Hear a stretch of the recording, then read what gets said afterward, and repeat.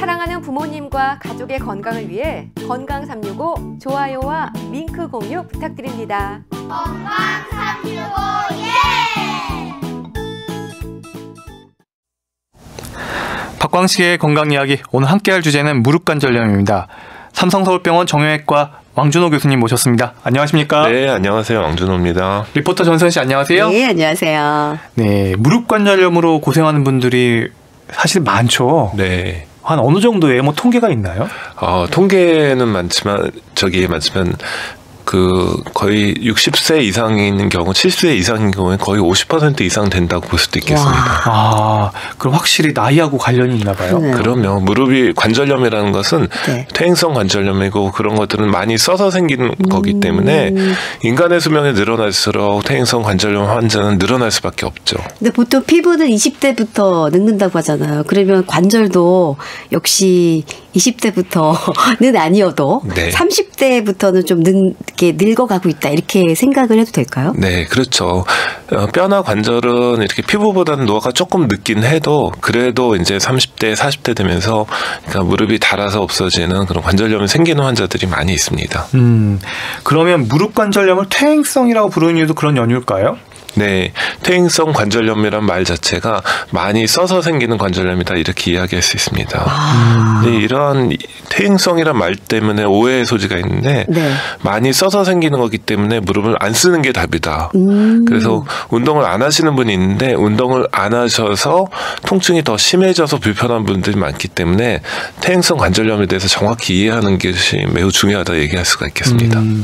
그러면 퇴행성 많이 써서 좀 개념은 잡혔는데 그럼 젊은 사람도 무릎을 많이 쓰는 경우에는 퇴행성 관절염이 올 수 있다, 이렇게 볼 수 있나요? 네, 젊은 사람들도 오는 경우들이 있습니다. 근데 젊은 사람들한테 오는 경우는 대부분 스포츠 활동을 많이 하면서 물렁뼈, 바늘사연골이나 인대 등이 손상이 오면서 2차적으로 퇴행성 관절염이 오는 경우들이 많이 있습니다.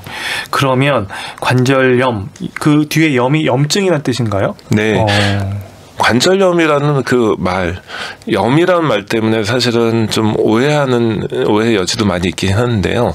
관절염에는 3가지 종류가 있다고 볼 수가 있겠습니다. 첫 번째는 바이러스, 또 세균 등에 의한 감염성 관절염이 첫 번째고, 두 번째는 자가 면역 질환인 류마티스성 관절염, 네. 그리고 요산이 쌓이는 그 통풍성 관절염 같은 염증성 관절염이 있겠습니다. 그리고 오늘 말씀드리고자 하는 퇴행성 관절염은 기본적으로 관절을 많이 써서 생기는, 기계적으로 관절 연골이 닳아서 없어지는 거기 때문에 염증성 관절염과는 똑같지는 않습니다. 그렇지만 퇴행성 관절염의 발생 기전에도 염증이 관여돼 있기 때문에 관여돼 있는 것만은 사실이고, 어쨌거나 무릎이 붓고 물이 차는 것은 염증 때문에 그런 것이고, 그리고 통증, 퇴행성 관절염 통증도 염증 세포에 의한 거기 때문에 기본적으로는 염증과 관련이 있다 이야기할 수는 있겠습니다.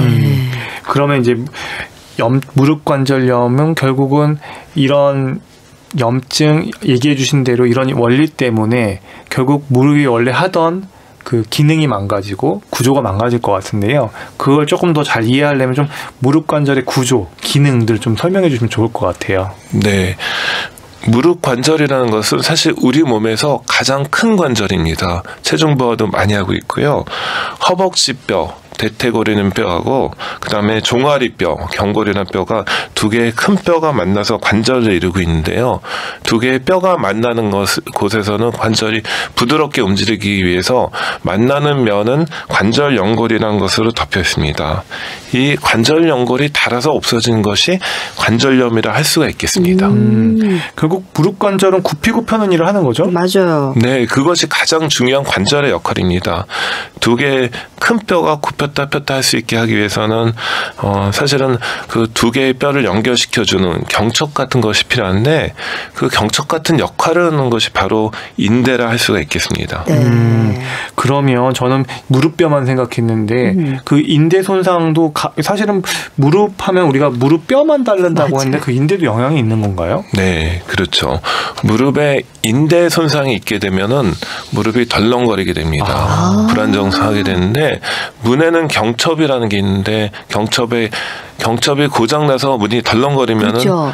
문을 쓸 수는 있어도 덜렁거린 상태로 문을 오래 쓰다 보면 문 자체가 망가지게 됩니다. 그래서 무릎에 인대 손상이 있어서 무릎이 불안정하게 되면은 2차적인 관절염이 올 수가 있기 때문에 인대 손상과 관절염과도 연관이 많다 할 수 있겠습니다. 앞에서 물렁뼈도 약간 연관이 있다고 얘기하셨잖아요. 네, 그렇죠. 물렁뼈는 관절을 보호하는 역할을 하는 건데 보호해 주는 것이 손상이 되고 기능을 못하게 되면 관절이 손상될 수가 있습니다. 그래서 물렁뼈도 잘 보존해 주는 것이 중요합니다. 인대하고 물렁뼈가 굉장히 중요한 요인. 그래서 뭐 십자인대 부상, 뭐 우리 흔히 좀 그런 거는 많이 들어봐가지고 그런 얘기들 듣는데 그 십자인대 또 앞에 또 전방, 후방 막 이런 거 붙어서 네. 너무 어렵다. 뭐 운동선수들 뭐 부상됐다는 얘기 듣게 네. 듣는데요. 네. 좀 내용이 어려운 것 같아요. 네, 그렇죠. 무릎에는 중요한 4개의 인대가 있고 그게 다 중요하긴 합니다. 그렇지만 이제 수술을 제일 많이 하게 되는 경우는 전방 십자인대 손상인데요. 주로 이런 것들은 운동하는 동작 중에 이렇게 손상되기 쉽습니다. 일단 점프하다가 착지하거나 아니면은 이제 방향을 바꾸거나 무릎이 뒤틀린 동작에서 많이 생길 수가 있겠고 네. 계단 내려오다 헛디뎌서 끊어진 경우도 있고 그 다음에 어떤 경우에는 이제 얼음판에 미끄러져서 십자인대가 손상되는 경우 많은데 수술을 가장 많이 하게 되는 게 전방 십자인대이기 때문에 가장 관심 많은 인대 중에 하나가 됩니다. 그러면 이제 인대가 파열되거나 손상이 되면 결국은 그게 무릎 관절의 어떤 퇴행성 변화에도 영향을 줄 수가 있다 이렇게 볼 수가 있는 거죠. 네, 무릎이 불안정해서 2차적인 관절 연골에 손상이 오기 때문에 퇴행성 변화가 빨리 오는 가장 중요한 이유 중에 하나가 될 수 있습니다. 그러면 어떤 이유로 이런 인대 손상이 발생하나요? 예, 이런 이유는 주로 이제 스포츠 손상과 관련이 많고 그 다음에 축구, 농구, 스키와 같이 무릎이 뒤틀리는 운동할 때 손상되는 경우가 많고 그다음에 일상생활 중에서도 이렇게 무릎이 다치는 경우들이 많이 있습니다. 그러니까 축구, 농구, 뭐 스키 이런 거 할 때 점프 많이 하잖아요. 점프했다가 착지하는데 저는 이해가 안 가는 게요. 지금 점프했다가 착지하면 그냥 무릎이 충격은 가해지는데 그냥 그 방향으로 굽혔다 펴지는 거잖아요. 네. 그럴 때도 손상이 있을 수 있다는 얘기인가요? 그러니까 방향으로 정확히 굽혀지면 손상이 없는데 사실은 땅이 발에 붙은 상태에서 몸이 돌아가는 힘이 생기게 됩니다. 그럴 때 끊어집니다. 그러니까 뭐 축구 공격수들이 막 달려가다가 앞에 있는 수비수를 따돌리려고 갑자기 방향을 전환할 거나 뭐 이럴 때 발생하기 쉬울까요? 네, 정확히 말씀하셨습니다. 아, 그래요? 네.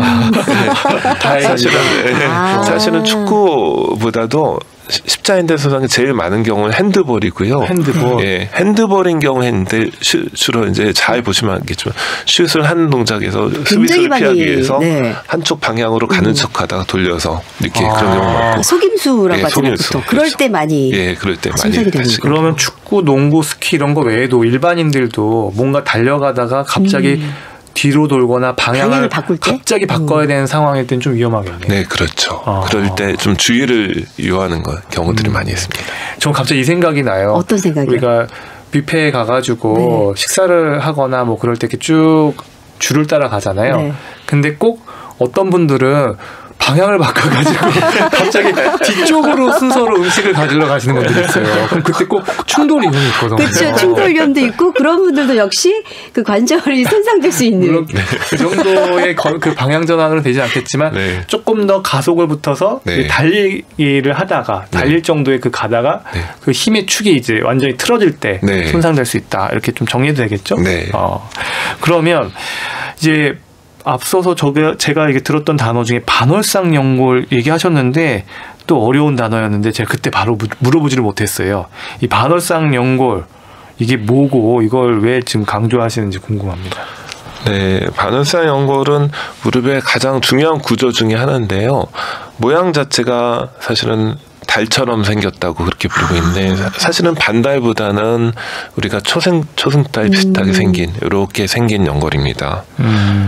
그러면 그게 우리 도가니탕 먹을 때 그런 그건가요? 네, 맞습니다. 그게 그렇게 생겼어요? 아니 생김은 잘 모르겠어요. 부드러운 그런 거. 부드럽고 쫄깃쫄깃하고 즐기면서도 그런 강한 이렇게 역할을. 근데 그게 중요하다는 거예요? 네, 중요한 역할을 하고 있습니다. 어떤 역할을 하길래 그렇게 중요한 거예요? 그래서 맨발로 땅을 다니면은 발에 상처 나잖아요. 그렇죠. 그래서 신발 신고 다니잖아요. 맞아요. 그런 것처럼 발을 보호해주고 충격 흡수해주는 게 신발인 것처럼 무릎의 관절 연골을 보호해주고 충격 흡수해주고 그다음에 무릎이 잘 구부러지게 해주는 윤활 역할도 해주면서 관절 연골에 이렇게 영양분을 공급해주는 이런 다양한 역할이 있는 것이 반월상 연골이라고 할 수가 있겠습니다.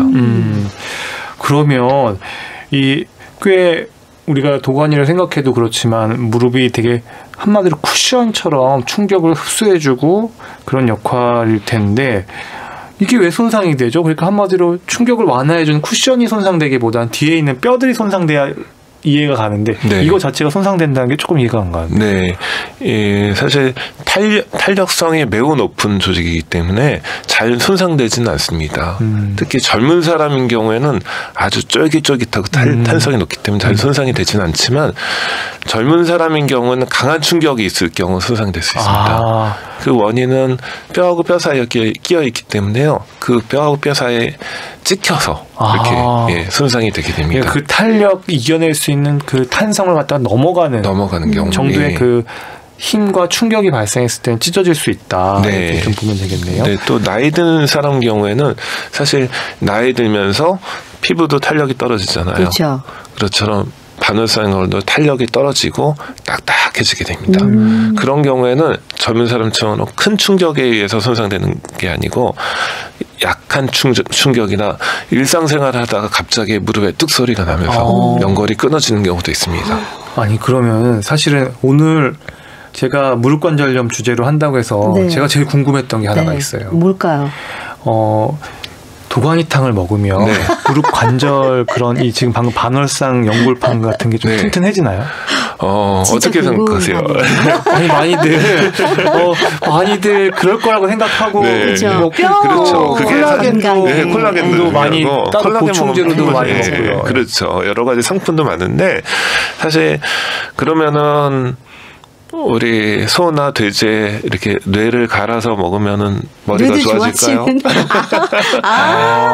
좋아질 가능성은 있겠죠. 그런데 이런 단백질들이 위에서 다 분해돼서 흡수되기 때문에 그게 이렇게 무릎까지 간다는 보장은 없습니다. 그렇지만 결국은 뭐 그렇게 네. 썩 도움이 되지는 않는다. 안을 가능성이 많지만 그래도 뭐 먹는 게 안 뭐 나쁘진 먹는 않겠죠. 거보다는 네. 맛있어요. 맛있잖아요. 맛있는데 조금 안 식감이. 먹는 것보다는 낫대요. 근데 무릎 관절염에 그 연골을 갖다가 회복시켜 주거나 도움이 되는 식품은 아니다. 이렇게 정리를 해야 될까요? 직접적으로는 아니다. 이렇게 네. 얘기하죠. 맛으로 왜냐면 먹어야죠. 위에서 맛으로 먹어야죠. 먹으면 다 소화가 되기 때문에 그게 다시 그 채소 단위인 단백질로 분해가 돼가지고 우리 몸에 또 흡수가 되는 거기 때문에 그건 네. 좀 다른 얘기다. 네. 이렇게 정리하면 되겠습니다. 네. KBS 홈페이지와 유튜브 그리고 팟캐스트로도 서비스됩니다. 오늘은 무릎 퇴행성 관절염을 주제로 말씀 나누고 있는데요. 삼성서울병원 정형외과의 왕준호 교수와 함께하고 있습니다. 교수님, 그러면 무릎 관절염으로 인한 치료가 필요하다는 건 연골이 닳았다는 걸 의미하는지 궁금합니다. 네, 무릎이 아픈 원인은 여러 가지가 있는데요. 무릎 관절염이라고 하는 것은 관절 연골이 닳았다는 말은 맞습니다. 근데 이제 관절 연골이 좀 닳아있다고 그래서 모든 사람이 약을 먹어야 되거나 수술을 해야 되는 것은 아닙니다. 대부분의 이제 초기 관절염인 경우에는 운동 같은 걸로 충분히 좀 관리가 되기 때문에 모든 사람이 다 수술을 해야 된다. 이렇게 말씀할 수 있는 건 아닌 것 같습니다. 그러면 연골이 한번 손상되면 한번 그러니까 회복이 안 되는 거죠? 네, 관절 연골은 참 이렇게 치료하기 관절 연골 손상은 그러니까 참 치료하기 어려운 질병 중에 하나라고 할 수가 있겠습니다. 근데 젊은 사람이 외상성으로 관절 연골의 일부가 떨어진 경우에는 수술적인 치료 방법으로 비교적 재생이 잘 되지만 나이 들면서 관절 연골이 전반적으로 이렇게 닳아 없어지는 것들은 치료가 안 되는 경우들이 많기 때문에 좀 회복이 어렵다 이렇게 이야기하는 것이 맞을 것 같습니다. 그러니까 교수님이 실제로 임상 환자들을 많이 보셨을 때도 손상된 연골이 회복되는 경우는 좀 젊은 사람들 경우에는 좀 가능은 하지만 네. 노인이나 어르신들은 이게 쉽지 않다. 네, 쉽지는 않습니다. 그럼 처음부터 관절을 잘 보호하는 게 중요하겠다는 생각이 네. 듭니다. 그럼 치료를 결정하는 기준도 궁금한데요. 비수술적인 방법도 있고 무릎 관절염의 수술도 있고 뭐 연골 손상의 범위가 기준이 되는 건지 사실은 병원마다도 다 다른 것 같고 그래서 좀 이런 부분들에 대한 정확한 가이드라인 같은 게 있는지 궁금합니다. 네, 전반적으로 보면은 연골 손상이 있더라도 사이즈가 크지 않으면은 수술을 안 하는 게 원칙입니다. 일단 약으로 통증 조절하고 관리하는 게 좋겠고 사이즈가 어느 정도 크거나 아니면 떨어져 나간 관절 연골 조가리가 무릎 아래 돌아다닌다면 그거를 빼는 수술 그리고 관절 연골을 재생하는 수술을 할 수가 있습니다. 그리고 연골을 재생하는 수술로서는 기본적으로 골수의 구멍만 뚫어주는 미세 골절술 마이크로 프랙처라고 얘기하는 미세 골절술부터 다양한 치료 방법이 있고 줄기세포 치료 줄기세포를 발라주는 이런 치료까지 다양한 치료 방법이 있습니다. 선택을 어떻게 해요? 네, 선택은 사이즈가 그런 것들은 사실은 치료 방법이 많다는 얘기는 사실은 어떤 치료 방법도 아주 뛰어난 것은 없다라는 얘기가 될 수가 있겠습니다. 선택의 옵션은 많지만 어느 하나가 월등하게 뛰어난 것은 아니고 좀 줄기세포를 사용하는 것이 기존의 치료 방법보다는 조금 더 낫다. 이 정도만 말씀드릴 수 있지만 그러니까 수술의 비용이라든가 이런 거를 고려하면 모든 환자한테 다 권할 것은 아닌 것 같습니다. 그러면 각각의 치료법에 대한 장단점을 좀 잘 알아둬야 본인의 상황에 맞는 것들을 좀 선택할 수 있을 것 같은데요. 먼저 약물과 물리치료, 보조기와 같은 이 기술적인 방법에 대해서는 어떤 것들을 기대할 수 있고 어떤 분들한테 좀 적합한지 좀 궁금합니다. 예, 약물 치료든 물리치료든 간에 그런 치료들은 관절 연골을 재생시키는 치료는 아닙니다. 통증을 줄이는 치료입니다. 근데 외래에서 이렇게 환자들을 많이 보다 보면 어떤 환자들은 진통제에 대해서 상당한 거부감을 갖고 있고 이렇게 아픈데도 불구하고 난 진통제는 안 먹고 살겠다 이렇게 하는 분이 있습니다.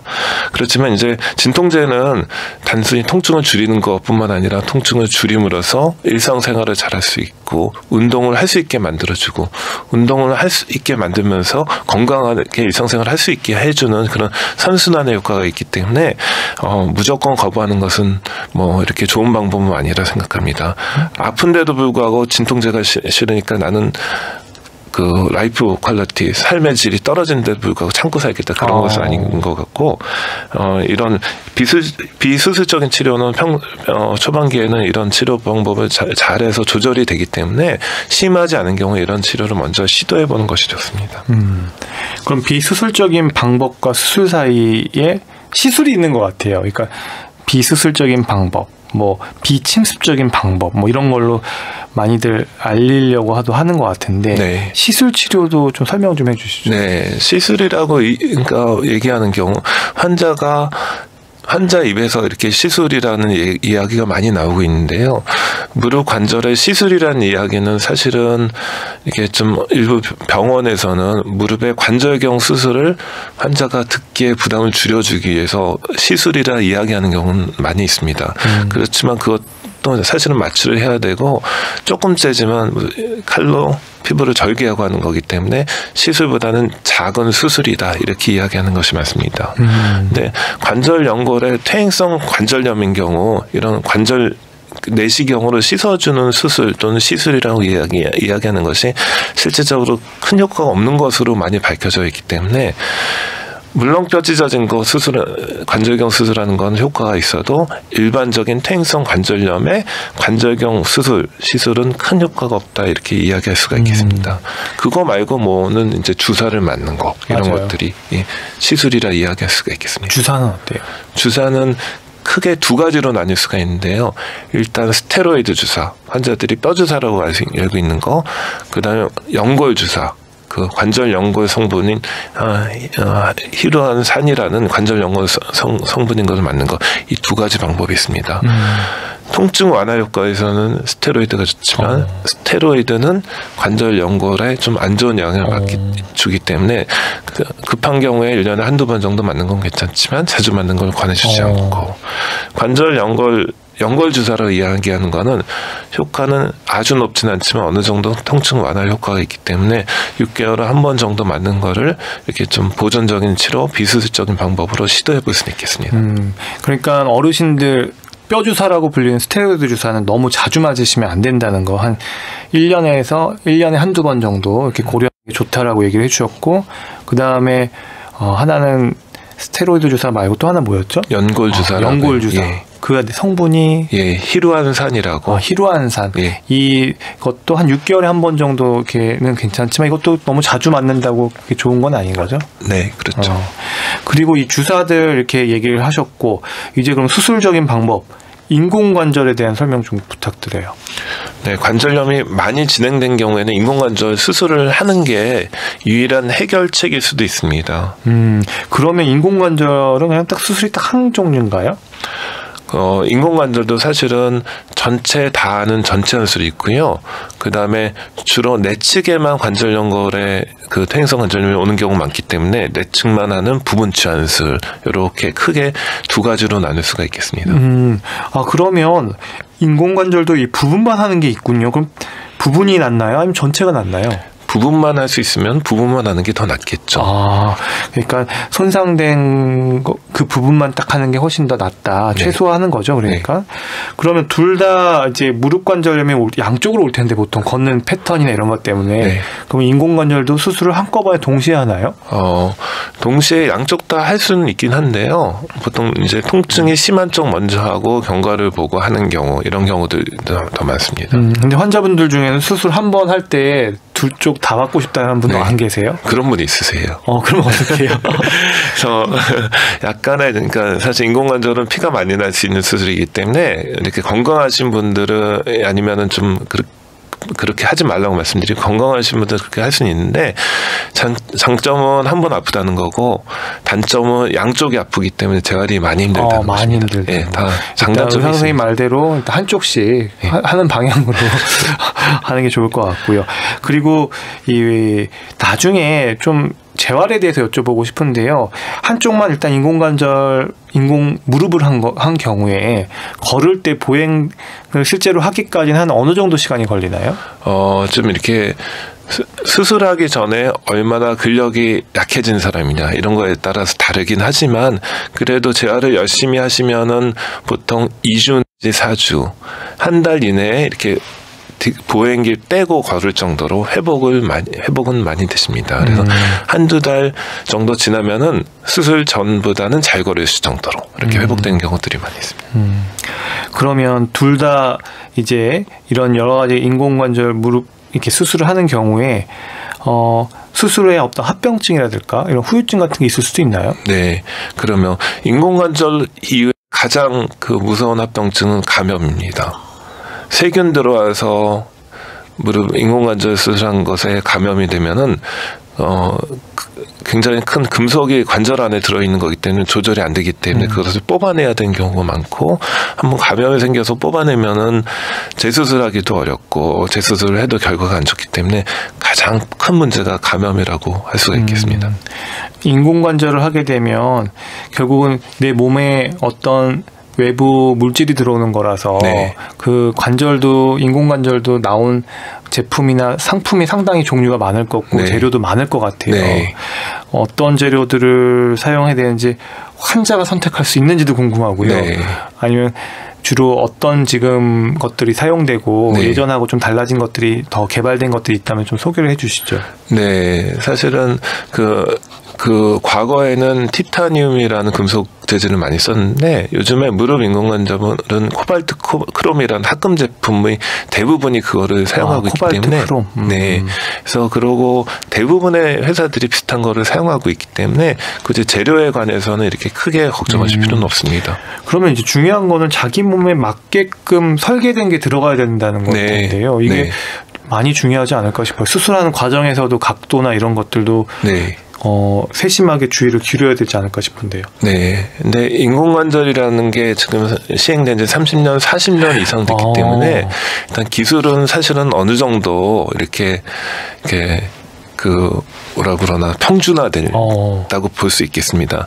사실 회사마다 나름대로 자기 회사는 이런 장점이 있다라고 홍보는 하지만 이게 실제 의사가 보기에는 큰 차이가 없는 고만고만해 보이기 때문에 뭐 이제 어느 회사 제품 또는 어느 디자인에 따라서 크게 많이 다를 것 같아 보이진 않기 때문에 그런 것들에 대해서 뭐 크게 염려를 안 하셔도 됩니다. 그러니까 의료진을 신뢰하고 일단은 수술을 결정하면 될 것 같다는 생각이 들고요. 그러면 한번 인공관절 치환술은 어떤 분이 적응증이 된다, 뭐 이런 기준이 있으면 소개해 주시죠. 네, 인공관절은 일단은 관절염을 1기에서 4기로 나누는데요. 관절염 4기인 분들이 인공관절 수술의 대상증이 됩니다. 네, 4기라 하더라도 나이가 너무 젊으신 분들은 좀 다른 방법을 취해야 되고, 그러니까 60세 이상의 관절염 4기, 65세 이상인 경우에는 관절염 상기도 인공관절 치환술을 할 수가 있습니다. 그래서 일단은 관절염이 많이 진행되어 있고, 또 관절염 1기, 2기, 3기, 4기는 엑스레이상에 진단하는데, 사실은 수술에 있어서 제일 중요한 거는 본인이 느끼는 증상, 통증의 정도입니다. 그러니까 관절염 엑스레이상은 심하더라도 일상생활 잘 하시는 분, 약으로 조절해 되시는 분들은 굳이 서둘러 인공관절 수술 받을 필요가 없고, 통증으로 인해서 약으로 조절이 잘 안 되고 통증으로 인해서 일상생활에 지장이 많고 삶의 질이 떨어진 경우에는 수술을 하시고 운동하면서 건강하게 사는 것이 훨씬 더 낫습니다. 그러면 이런 인공관절 치환술하고 또 하나 근위경골절골술이라고, 이게 좀 다른 거죠? 네, 다른 근위경골절골술. 어려워요. 말이 어렵죠. 예, 다 한자말로 돼서 굉장히 어려운데. 이거는 그러니까 인공관절을 넣는 게 아니라 네. 절골한다니까 무릎을 어디 자르나 보죠. 무릎뼈를 네. 한번 잘라가지고 근위 가까운 경골을 잘라는 수술 같다고 이해를 했는데 이게 맞습니까? 네, 맞습니다. 근데 이게 뭐예요? 왜 이렇게 잘라요? 예, 경골, 종아리뼈에, 그러니까 무릎에서 가까운 쪽을 자르는 건데, 이 수술을 하게 되는 경우에는 주로 이제 관절염이 오다리랑 관련이 있고요.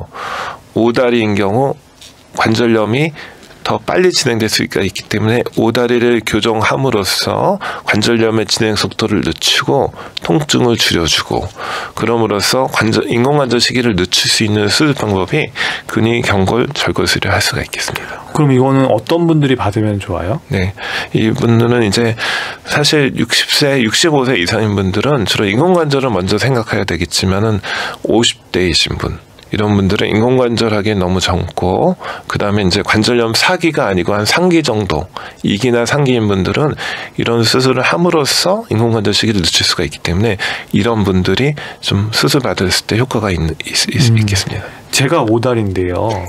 그러면 좀 더 보다 적극적으로 관절염이 오기 전에 네. 제가 50대가 되면 네. 근위경골절골술을 네. 고려해 볼 수 있을까요? 아닙니다. 왜 아니죠? 사실은 우리나라, 저도 오다리고요. 우리나라 남자들인 경우 한 30%가 오다리입니다. 네. 오다리라고 다 관절염이 오는 거 아니기 때문에 관절염이 오다리이면서 관절염이 이미 와 있는 사람만 수술에 적응증이 됩니다. 관절염이 온 사람만. 예. 왜냐하면 더 그분들 경우는 더 많이 확실한 심한 관절염으로 진행될 수 있기 때문에 네. 그럴 때 예방적 차원에서 한다. 네, 그 관절염이 이미 와 있는 분들이 더 나빠지기 위해서 하는 거지, 없는 사람들이 없는 사람들이 하지는 않습니다. 굉장히 큰 수술이고 부작용이 있을 수가 있기 때문에 관절염이 와 있는 사람이 더 나빠지지 않기 위해서 하는 거지, 없는 사람은 그럴 필요 없습니다. 그럼 어느 정도 예방 효과가 있는지 이 근위경골절골술에 대한 어떤 데이터가 있습니까? 네, 여러 가지 다양한 데이터들이 있는데, 어쨌거나 목표는 인공관절 수술을 안 하는 것인데, 그런 수술 절골술을 함으로써 10년 내에 인공관절을 안 할 확률이 90%, 20년에 50% 정도. 그래서 이렇게 좀 사실 효과도 좋고 환자의 좀 만족도도 높기 때문에 최근에는 좀 우리나라에서 굉장히 많이 이 수술이 많이 늘어서 많이 하고 있습니다. 그러면 또 궁금한 게 근위경골절골술. 일단 제가 오다리라서 그런지 오자형이라서 그런지 계속 관심이 가는데요. 그러면 이런 경우에 키도 좀 클 수 있나요? 네, 키가 커집니다. 50대 키가 커졌다는 얘기네요. 흰 다리가 펴짐으로써 키가 커지는 효과가 있는데요. 사실 그거를 어떻게 보면 수술의 부작용으로 이제 생각을 합니다. 왜요? 왜 그러냐면 이제 양쪽 다 절거술이 필요한 경우는 있지만 사실 대부분이 한쪽만 하는 경우가 많기 때문에 한쪽 다리만 길어지는 효과가 있기 때문에 예. 그래서 그렇긴 해도 사실은 1cm 정도 또는 2cm 미만이기 때문에 특별한 조치가 필요하지 않고 6개월 지나면 다 적응을 해서 큰 문제는 없지만 되게 예민하신 분들은 반대쪽에 깔창 깔고 다니시는 분도 있긴 합니다.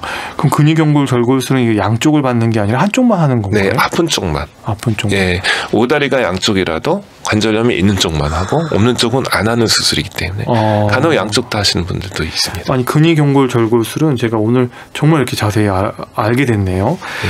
그리고 이제 수술로 인해서 이제 관절의 수명에 대해서 궁금해하는 분들이 많을 텐데요. 이게 인공관절인 경우 영구적인가요?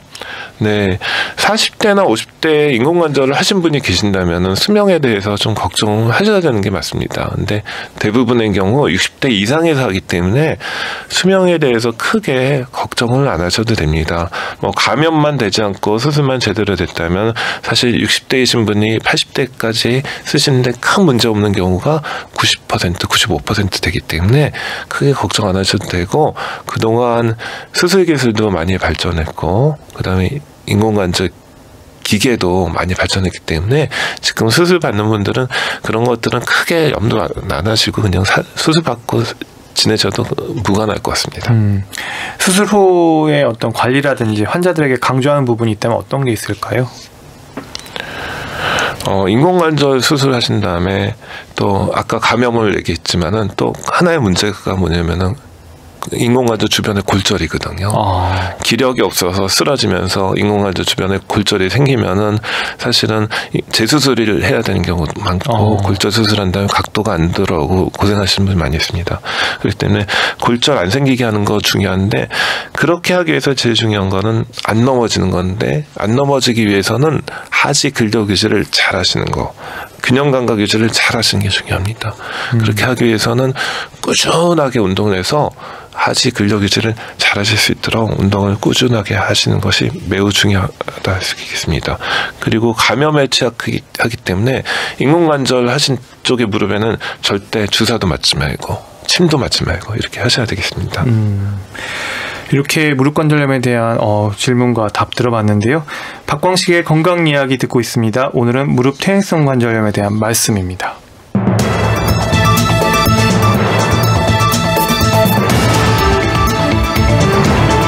코로나19 확산을 막기 위해 국민 여러분의 관심과 동참이 필요합니다. 흐르는 물에 30초 이상 비누로 꼼꼼하게 자주 손을 씻고 씻지 않은 손으로는 눈, 코, 입 등을 만지지 말아야 합니다. 기침할 땐 손이 아닌 옷소매로 입과 코를 가리고 발열, 기침 등 호흡기 증상자는 외출 시 반드시 마스크를 착용해야 합니다. 코로나19 증상이 의심될 때는 병원으로 바로 가지 말고 반드시 관할 보건소나 지역 콜센터 지역번호 120번 또는 국번 없이 1339에 연락하여 상담을 먼저 받아주시기 바랍니다. 재해 재난 예방 KBS 라디오가 함께합니다.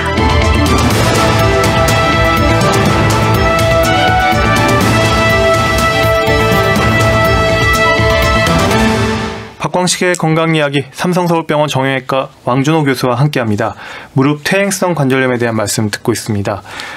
교수님, 그러면 무릎 관절염의 증상은 치료하지 않으면 점점 심해지는 건가요? 이 통증의 정도가 어떻게 나뉘는지도 좀 궁금한데요. 네. 관절염이 심해지면서 통증은 당연히 점점 더 심해지겠죠. 근데 이제 관절염 말기가 아니라면은 항상 통증이 있는 것은 아닙니다. 일단은 무릎에 관절 연골이나 이렇게 물렁뼈, 반의사 연골에 손상이 있으면서 무릎이 심하게 3, 4개월 정도 아프다가 사실은 좀 더 좋아져서 한 6개월, 1년 잘 지내다가 나중에 또 무슨 일이 생겨서 또 무슨 연골 손상 같은 게 생기면서 무릎이 붓고 또 아프다가 좋아지고 이런 것들을 반복하게 됩니다. 이런 것들을 반복하게 되면서 점점 통증이 심해지긴 하겠지만 이런 그 항상 있는 것이 아니기 때문에 통증이 심한 당시에는 그거에 대해서 이렇게 적절하게 치료를 잘 받는 것이 좋습니다. 네. 그럼 걷는 걸 또 워낙 좋아하시는 분들도 많아서요. 올레길, 뭐 둘레길, 술래길까지 걷는 계획 세우는 분들. 그런데 이제 관절염을 통증을 느끼는데도 걷는 분들이 계시거든요. 또 그게 좋다라고 네, 또 맞아요. 얘기하시는 분들도 네. 계시고 이거 어떻게 봐야 될까요? 근데 뭐 앞에서 얘기하셨듯이 안 아프다고 관절 또 안 쓰면 안 된다고 얘기하셨잖아요. 그렇죠. 그러니까 적정하게 뭔가를 해야 되는데 적절하게 하는 쉽진 것이 않는 있습니다. 것 네, 같거든요. 그렇죠. 어떻게 해야 되죠, 진짜? 그래서 그 이렇게 진료를 보다 보면은 그 내가 무릎이 안 좋은데도 관절염이 있는데도 불구하고 지리산 같은데 계속 다니시는 분도 있고요. 안 좋은데도 마라톤 하시는 분들이 있고, 그다음에 걷는 거 좋아한다고 하루 4-5시간씩 걷고 이렇게 하시는 분들이 있는데 네. 과한 거는 좋지 않습니다. 그래서 이런 분들이 오시면은 제가 이제 말씀을 드리거든요. 뭐 정 좋아하시면 하셔야죠. 그래도 무릎이 안 좋아지는 걸 본인이 알고 하셔야 되고요. 가능하면 다른 운동으로 이렇게 적절하게 전환하는 게 좋습니다. 1년에 한 번, 6개월에 한 번씩 와서 엑스레이 찍어보고 이렇게 네. 관리하시고 진단하시는 건 잊지 말고 하세요. 이렇게 말씀드립니다. 적당한 운동이 참 좋은데. 운동 중독이신 분들이. 네, 중독이신 분들이 많이 있으세요. 이제 저희가 시민 여러분들로부터 이 무릎 관절염에 대한 궁금증 질문 받아봤는데 한번 들어보시고 답변 부탁드립니다. 제가 나이가 먹어서 그런지 지금 한 60대 중반이어서 너무나 아픈 데가 많아요. 저 팔다리다가 자고 일어나면 그냥 뼈 많이 다 아프고 그래갖고 또 무릎도 아프고 물리치료도 받고 다 해봤어요. 앉는 거 없이 다 해봤는데 할 때만 조금 덜한 것뿐 조금 시원하다는 느낌을 받고 자고 일어나면 도로 그냥 그대로 아픈 거예요. 그러니까 그걸 어떻게 해야 제대로 나는 치료 방법인지 모르겠고 근데 어떤 사람은 뼈 주사라고 그러는데 그 뼈 주사를 맞으면 또 안 된다고 그러고 한 번 맞으면 또 계속적으로 맞아야 된다고 그러니까는 좀 헷갈리더라고요. 맞아야 오를 건지 안 맞아야 될 건지 그게 궁금하고 제 친구가요 무릎이 많이 아픈데 병원에 가니까 퇴행성 관절이래요. 걱정스럽게 의논을 하는데 어떻게 하는 게 좀 더 호전될 수 있게 될 수 있는지 여쭤보고 싶어요. 저 운동을 하면은요 퇴행성 관절염은 어떤 운동을 하는 게 조금 호전될 수 있는지 그것도 여쭤보고 싶고요. 골다공이 있으면은 인공 관절 수술을 못 한다고 하던데 그것도 맞는 얘기인지 궁금하네요. 네, 여러 가지 질문을 주셨습니다. 네. 저도 궁금한 게 이제 많은 어르신들이 그 인공관절에 대해서 관심을 굉장히 많이 보이세요. 그러다 보니까 특히 그 인공관절 수술을 하면 정말 잘 걸을 수 있다라는 주변의 그 사례들을 많이 보면서 하고 싶어하고 아프신 분들이 근데 중요한 건 또 이 뼈가 약하신 이 골다공증이 있으신 분들이 그거 안 된대 이런 소리를 들으니까 걱정들을 하시는데요. 이게 진짜 맞는 얘기일까요? 네, 골다공증은 인공관절이랑 상관없습니다. 아, 그래요? 그건 있으셔도 괜찮습니까? 네, 괜찮습니다. 오. 큰 문제 없이 잘 수술하실 수 있고요. 네네. 예, 골다공증. 그러면 이런 분들 같은 경우는 그 인공관절 수술을 하고 싶다고 해서 그 만약에 골다공증 진단을 받으신 분들은 뭔가 주의를 좀 주의를 좀 해야 되는 것들이 있어요? 아까 말씀드렸다시피 그 인공관절 이후에 그 주변에 골절이 생기면은 상당히 고생하실 수가 있고요. 그렇죠. 골다공증이 있으면 주변에 골절이 생길 가능성이 남들보다 높기 때문에 골다공증에 대해서는 적절한 약물 치료를 꼭 하시는 게 좋고요. 그다음에 평상시 걷기 네. 운동을 잘 하셔서 근력 유지 잘 하시고 그다음에 넘어지지 않도록 균형 감각 훈련 잘 하시는 게 매우 중요하겠습니다. 그러니까 중요한 게 되게 많네요. 네. 그리고 일단 60대 중반의 어르신인데 이분이 정말 안 아픈 데가 없으시고 네. 특히 이제 무릎이 굉장히 많이 아프시고 팔다리 뭐 기본이시라고 얘기하시는데 그러다 보니까 치료도 많이 받고 이것저것 안 해본 게 없다고 얘기를 하시더라고요. 근데 이런 경우에 이제 보면 보통 이제 그 반신욕을 굉장히 많이 하시죠. 무릎 아프신 분들이 네. 반신욕이라든가 뭐 찜질이라든가 사우나를 많이 이용을 하시던데 네. 그런 게 좀 도움이 되는지. 예, 도움이 되죠. 사실 이렇게 따뜻한 그 반신욕도 온열 치료 중에 하나인데 사실 따뜻한 물 속에 들어가 있으면 혈액순환이 좋아지고 혈액순환이 좋아지면서 통증도 완화될 수가 있고요. 그 다음에 아까 말씀드렸던 염증 세포도 좀 완화시킬 수가 있기 때문에 네. 이런 반신욕이 도움이 될 수가 있습니다. 그럼 이런 경우는 매일 하는 게 좋을까요? 아니면 일주일에 뭐 어느 정도 정해놓고 하는 게 좋은 건가요? 글쎄 뭐 횟수에는 이렇게 특별히 상관없나요? 상관없이 하실 수 있을 때 이렇게 하는 게 하시면 될 것 같습니다. 그럼 이런 경우에 좀 많이 쑤시고 좀 아픈 경우에 네. 뭐 선생님이 앞에서 그 뼈 주사 얘기하셨잖아요. 네. 네, 2가지 주사가 있다고 얘기하셨는데 네. 이런 네. 경우에는 이분의 경우는 어떤 주사를 맞는 게 좋을까요? 사실 이렇게 만성 통증의 경우에는 뼈 주사를 맞는 게 좋지는 않습니다. 왜 그러냐면 뼈 주사의 효과는 한 달, 2달 지나면 효과가 없어지거든요. 네네. 그리고 그 전의 상태로 돌아가고 어쩌면 또 부작용이 있을 수가 있기 때문에 뭐 뼈 주사를 주기적으로 맞는 건 좋지는 않습니다.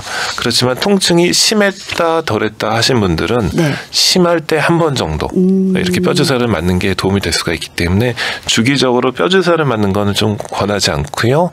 연골 주사 정도는 부작용이 많지가 않기 때문에 좀 주기적으로 맞춰도 괜찮을 것 같습니다. 그러니까 뼈 주사보다는 관절 연골 주사를 네, 네. 좀 맞는 게 훨씬 네. 도움이 될 거다. 네. 아, 그렇군요. 근데 중요한 건 또 어르신들이 이 관절염에 있어서는 이렇게 운동이 좋다는 건 알고 계세요. 그러니까 네. 건강을 위해서 또 근력을 강화시키기 위해서 운동들을 하셔야 되잖아요. 근데 뭐 걷는 것도 중요하겠지만 튼튼하게 하기 위해서 이분들이 약물 치료와 더불어서 관절염이 있으신 분들은 네. 어떤 운동을 좀 하시면 무릎 강화 운동 중에 네. 좋은 게 있을까요? 네, 무릎 강화 운동 중에 사실은 저는 걷기 운동을 가장 많이 권해드리고 걷는 있습니다. 게 또. 예, 관절염이 심하시더라도 또 인공관절을 하신 분들이라도 하루에 1시간 걷는다고 관절이 망가지진 않거든요. 하루에 최소 30분에서 1시간 정도 걷기 운동을 하시는 거를 권해드리고 있고요. 네네. 그 다음에 어떤 분들은 나름 열심히 했다고 매일같이 1시간만씩 걸었다고 이야기하시는 분도 있습니다. 근데 그런데도 불구하고 근력이 늘지 않는 네네. 분들이 많이 있는데 사실은 운동은 나름 하는 게 중요한 게 아니고 제대로 하는 게 중요합니다. 그래서 걷기 제대로요? 예, 제대로 하는 게 중요하고 네. 어떻게 하는 게 제대로 하는 것이냐. 네. 좀 걸을 때 보폭을 크게 해서 속도를 내서 걷는 게 중요합니다. 그렇게 하셔야지만 네. 근력이 생길 수가 있습니다. 그럼 어느 정도 강도를 해야 되냐? 숨찰 정도로 걸으셔야 됩니다. 그럼 시간은 어느 정도? 한 1시간? 예, 30분에서 1시간. 1시간 예, 정도. 30분으로 시작해서 1시간 정도. 그러니까 운동 강도가 좀 있어야 된다는 얘기신 그렇죠. 거네요. 그러니까 우리가 보통 이게 우리 어르신들 이렇게 걷는 거 보면 천천히 산책하듯이 이렇게 걷는 그렇죠. 경우가 많은데 예, 예. 그거는 별로 도움이 안 된다는. 안 걷는 것보다 훨씬 낫지만 그렇지만 그래도 효과를 제대로 보려면은 그렇게 하셔야 됩니다. 그리고 또 그런 경우 있더라고요. 무릎이 많이 아프신 분들이 네. 걷고 싶은데 네. 걷는 게 쉽지 않으니까 무릎 보조기를 차고 네. 그렇게 많이 걷기도 하시는데 네. 그거는 어떻게 괜찮을까요? 사실 보조기를 찬다는 이야기는 무릎에 좀 힘이 덜 가게 한다는 의미고 그렇기 때문에 통증이 줄어드는 건 맞지만 사실 운동 효과는 힘이 덜 간 상태에서 운동하기 때문에 운동 효과가 떨어집니다. 아주 심한 경우 아니면은 웬만하면 보조기 없이 걷는 게 좋고 그다음에 남들 보기에 쩔뚝거리지 네. 않도록 걷는 게 좋습니다. 그러니까 정 자세로 그렇죠. 잘 걸어야 돼. 바른 네. 자세로 네, 바른 걷는 자세. 게 또 중요하네요. 네. 관절을 보호하기 위해서 그쪽에 힘을 덜 주고 걷는데 반대쪽만 운동하는 거죠. 뭐. 그렇기 때문에 쩔뚝거리지 않게 균형 잡히게 그다음에 무릎에 충격 가지 않도록 뒤꿈치부터 이렇게 중간 부분 앞부분 이렇게 디뎌가면서 하는 게 좋습니다. 저 진짜 궁금한 게 아까 오다리 말씀하셨잖아요. 네. 그 오다리인 경우가 저 관절염이 퇴행성 관절염 올 수 있는 확률도 있다. 네. 더 많다 이렇게 하셨잖아요. 네. 그러면 제가 이렇게 어르신들을 가만히 보면 팔자로 걷는 분들이 굉장히 많으시거든요. 팔자 걸음. 네. 네. 이 팔자도 보면 굉장히 그 바른 자세가 아니다 보니까 네. 힘이 분산되고 쉽지 않고 그게 여러 가지 질병을 유발할 수 있을 것 같아서 네. 이런 경우도 퇴행성 관절염이 좀 올 수 있는 확률이 높지 않을까? 이런 생각이 드는데요. 그 선천적으로 사실 이제 고관절의 각도 때문에 팔자로 걷는 분이 계시긴 합니다. 근데 이제 관절염이 있는 분들이 팔자로 걷는 거는 팔자로 걸어서 안 좋아졌다기보다도 네. 네. 관절염 때문에 통증을 줄이기 위해서 나도 모르게 네, 그렇게 걷는 경우가 많기 때문에 그거는 안 좋은 원인이라기보다는 어떻게 보면 결과라고 볼 수가 있겠습니다. 그러면 제가 평상시에 네. 그 바른 자세로 네. 팔자 걸음이 있는 분들, 네. 비록 그 퇴행성 관절염은 없어도 네. 잘 내가 바른 자세로 걸으려고 노력하고 네. 11자로 잘 걸으려고 노력하시는 분들은 퇴행성 관절염도 예방할 수 있는 효과가 되겠네요. 그럼요. 운동을 잘 하시는 게 중요합니다. 이야. 그러면 또 저도 이제 궁금한 게 있는데요. 네. 자전거 타는 건 좀 어때요? 네, 자전거 타는 것도 좋습니다. 근데 자전거 탈 때도 자세가 중요한데. 자세가요? 그냥 네. 타면 되는 거 아니에요? 자전거도 자세가 있어요? 허리를 펴야 되고 뭐 이런 건가? 아니, 자전거 자세 있는 게 처음 들어봐요. 허리도 중요하지만 사실은 안장 높이가 매우 중요합니다. 안장이 낮으면 무릎을 많이 구부린 상태에서 힘을 줘야 되기 때문에 무릎에 무리가 갈 수가 있습니다. 안장 높이를 높이는 게 중요한데 높이는 페달을 끝까지 밀었을 때 무릎이 한 15도 정도 구부린 정도가 좋습니다. 그거보다 많이 구부러지면 안 좋고 너무 높여서 다리가 쭉 펴질 정도면 오히려 무리가 갈 수가 있기 때문에 끝까지 밀었을 때 15도 정도가 되기 위해서 하고 그다음에 자전거 운동도 마찬가지로 숨찰 정도로 숨찰 정도면 어느 정도가 숨찰 정도냐 그러면 옆에서 말 시켰을 때 대답은 할 수 있지만 노래를 부르라고 그러면 노래 못 부를 정도 노래 이렇게 못 정해진 정도가 그 있습니다. 굉장히 헉헉거리는 네, 굉장히 헉헉거릴 정도로 사실 그렇게 해야 근육이 생기고 네. 운동 효과를 제대로 볼 수 있습니다. 사실은 운동 나름 열심히 하시는 분들 네. 앞으로는 더 제대로 잘하시고 요즘에 그런 운동과 더불어서 이렇게 하체 운동 많이 하잖아요. 네. 뭐 스쿼트도 네. 되게 많이 요즘 권장하던데 네. 그것도 좀 도움이 맞아요. 무릎 건강이랑 스쿼트의 관계도 좀 궁금한데. 네, 스쿼트도 굉장히 사실은 좋은 운동입니다. 네, 좋은 운동인데 앞쪽 무릎 슬개 대퇴관절이 안 좋은 분들은 좀 피하시는 게 좋긴 하고요. 그다음에 스쿼트 중에 이렇게 진짜 끝까지 구부러지는 스쿼트 아니면 90도까지 하는 거 아니면 60도까지 하는 거 다양하게 있을 수가 있는데 효과는 끝까지 내려오는 게 좋긴 하더라도 무리가 될 수가 있기 때문에 처음에 시작하는 분들은 0도에서 한 60도 정도까지 구부러지는 우리가 미니 스쿼트라고 이야기하는데 그 정도를 해보고 괜찮으면 한 90도까지 늘리시고 그 이상은 이렇게 굳이 욕심내서 그렇게 많이 구부리는 건 안 좋을 것 같습니다. 바디빌더 될 거 아니니까. 네, 그렇죠. 그리고 이제 집안일 하시는 분들 이렇게 좀 무릎을 구부리고 걸레질을 한다거나 뭐 이제 그런 분들 계시던데 이게 정말 저는 궁금한 게 정말 이게 무릎에 영향을 줄까?